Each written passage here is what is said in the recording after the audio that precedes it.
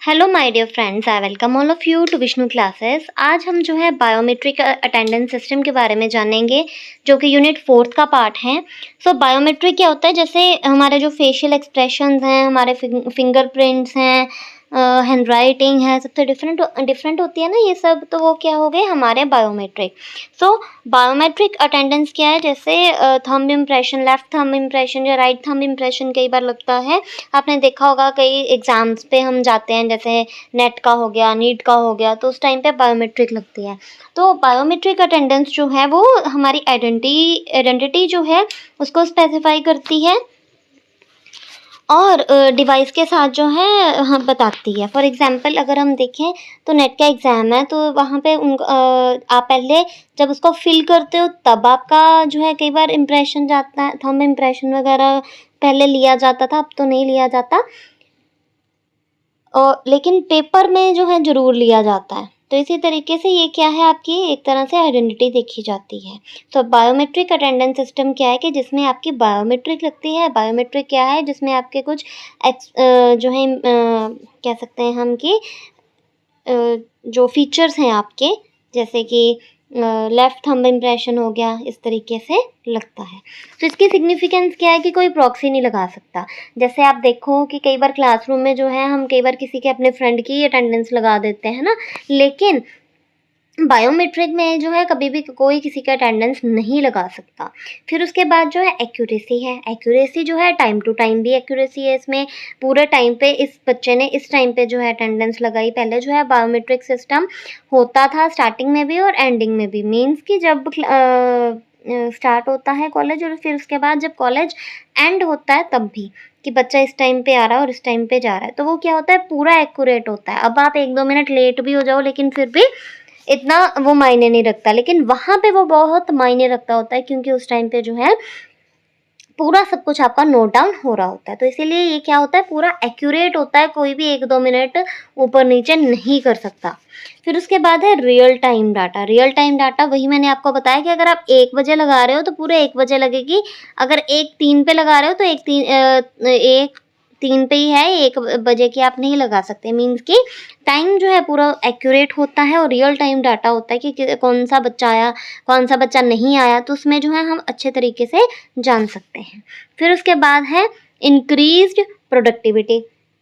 Productivity को increase करा। आप खुद देखो कि पहले क्या होता था, जैसे अब भी टीचर्स लगाते हैं प्रेजेंट, तो क्लासरूम्स में लगाई जाती है। लेकिन अगर हम बायोमेट्रिक की बात करें तो बच्चा जब भी कॉलेज में एंटर करता है तो सबसे पहले जो है वो अपनी बायोमेट्रिक लगाता है, अपना जो भी लेफ्ट या राइट थंब इम्प्रेशन होता है वो लगाता है। फिर उसके बाद वो चला जाता है। तो ये क्या है, प्रोडक्टिविटी को इंक्रीज़ कर रहे हैं। प्लस वो जितना भी डाटा है वो स्टोर हो रहा है कि पहले दिन बच्चा किस टाइम पे आया, दूसरे दिन बच्चा किस टाइम पे आया। आप अगर सिर्फ अटेंडेंस लगाते हो, वो क्या होता है कि बच्चा क्लास में आया, कब आया, ये कुछ नहीं होता। लेकिन वहाँ पे जो बायोमेट्रिक है उसमें क्या, टाइम भी साथ में जो है नोट होता है, काउंटडाउन होता है। फिर उसके बाद जो है इम्प्रूव्ड जॉब सेटिस्फेक्शन। इससे जो है जॉब सेटिस्फेक्शन इम्प्रूव होती है। आप खुद देखो कि सभी के साथ यहाँ पे इक्वालिटी होगी, सभी का टाइम टेबल नोट होगा, कब कोई आ रहा है, कब कोई जा रहा है ना। तो इससे जो है जॉब सेटिस्फेक्शन बढ़ती है। फिर उसके बाद है लोएस्ट कॉस्ट, मतलब कि कोई इसमें ज़्यादा एक्स्ट्रा कॉस्ट वगैरह नहीं होती। जो एक बायोमेट्रिक मशीन होती है वो सिंपल लगा देते हैं और उससे जो है बच्चे जो हैं बार बार अपना जो है बायोमेट्रिक देते रहते हैं। फिर उसके बाद जो है इम्प्रूव एम्प्लॉयज़ अकाउंटेबिलिटी।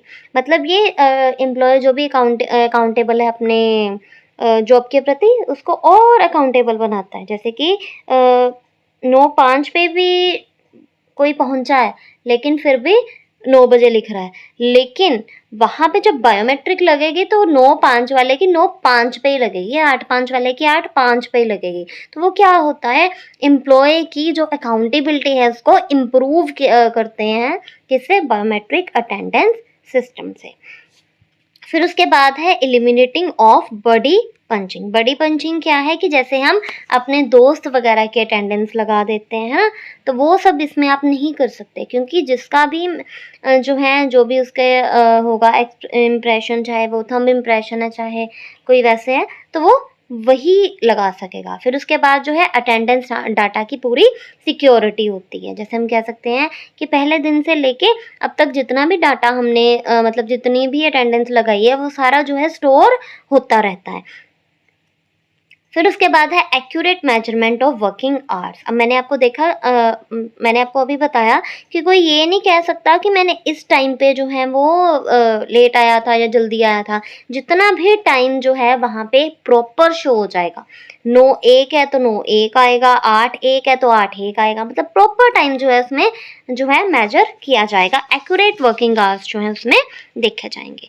फिर उसके बाद है कौन कौन से चैलेंजेस आते हैं बायोमेट्रिक सिस्टम में। तो सबसे पहले चैलेंज की अगर हम बात करें तो रेट ऑफ एरर। कई बार अगर मशीन ख़राब हो जाए तो जितना डाटा स्टोर होगा उसमें जितनी अटेंडेंस लगी होगी तो वो सारा भी कई बार जो है ख़त्म हो सकता है। ख़राब होने की वजह से वैसे कोई प्रॉब्लम्स आ सकती हैं। तो ये भी जो है कुछ चैलेंजेस होते हैं बायोमेट्रिक अटेंडेंस सिस्टम में। फिर उसके बाद लेस एफिशिएंट कैसे हैं कि कई बार जो है जैसे चीज़ ख़राब ही हो गई, बायोमेट्रिक एकदम से ख़राब ही हो गई, तो उस टाइम हम क्या करें, या फिर या उसमें एरर ऐसा आ गया है कि बार बार जो है वो डाटा ही पिक नहीं कर रहा, तो उसमें भी जो है कई बार प्रॉब्लम आ जाती है, जिसकी वजह से बायोमेट्रिक अटेंडेंस सिस्टम में कुछ चैलेंजेस आ जाते हैं। फिर उसके बाद है fingerprint data can be stolen. अब कहीं से डाटा किसी ने स्टॉल कर लिया है ना, उसकी वजह से भी प्रॉब्लम आ जाती है। जैसे मैंने अभी आपको बताया कि डाटा ही जितना भी था पूरी मशीन ही खराब हो गई, उसमें डाटा ही नहीं है, तो वो भी जो क्या है एक तरह से चैलेंज आ जाएगा। फिर उसके बाद है issues with recognition of damaged fingerprints. अब कई बार फिंगर पे कुछ हो गया या कुछ है ना, तो जो भी डैमेज फिंगरप्रिंट है उसको वो नहीं देखेगा, रिकॉग्नाइज ही नहीं करेगा, तो उसकी अटेंडेंस ही नहीं लग पाएगी। तो ये भी जो है कुछ चैलेंजेस आ जाते हैं बायोमेट्रिक अटेंडेंस सिस्टम में। फिर उसके बाद अगर हम देखें नेक्स्ट है डिप्लॉयमेंट कैन बी एक्सपेंसिव। अब कई बार जो है ये जितनी मशीनें वगैरह इतनी सारी हैं बायोमेट्रिक की, तो वो जो है महंगी भी आती हैं, ठीक है, एक्सपेंसिव होती हैं। अब एक कॉलेज में एक तो बायोमेट्रिक नहीं लगेंगी, अगर ज़्यादा बच्चे हैं उस अकॉर्डिंगली ज़्यादा बायोमेट्रिक लगेंगी। बायोमेट्रिक अटेंडेंस की मशीन जो है एक जगह पे नहीं लगेगी, अलग अलग जगह पे जो है लगाई जाएगी, ताकि एक जगह पे ही ज़्यादा जो है रश ना हो। जितने बच्चे होंगे उसके अकॉर्डिंगली जो है बायोमेट्रिक अटेंडेंस सिस्टम का पूरा वो किया जाता है, तो उतनी ही मशीन्स की भी ज़रूरत होगी। फिर उसके बाद जो है लास्ट टाइम पे बच्चे जो खड़े रहते हैं उनका टाइम वेस्ट होता है, ये अलग प्रॉब्लम। फिर उसके बाद इन्वायरमेंटल चैलेंजेस, वैसे इन्वायरमेंट कैसा, जैसे मैंने वही बताया कि बच्चे कितने सारे खड़े हैं ना, जाने में लेट हो जाता है बच्चों को। और कई बार जो है स्कैन करने में भी बहुत ज़्यादा डिफ़िकल्टी आ जाती है कि थंब इम्प्रेशन जो है वो कैच ही नहीं करता, स्कैन ही नहीं हो पाता, है ना। जैसे एक बच्चा वहाँ पे खड़ा है, उसका स्कैन ही नहीं हो पा रहा, बाकी इतनी बड़ी लाइन लगी हुई है ना, तो ये सारी जो है कुछ डिफ़िकल्टीज़ आ जाती हैं बायोमेट्रिक अटेंडेंस सिस्टम की। सो आज हमने बायोमेट्रिक अटेंडेंस सिस्टम के बारे में जाना है। Hope you like this. Please like, subscribe and share this channel for more and more videos. Thank you.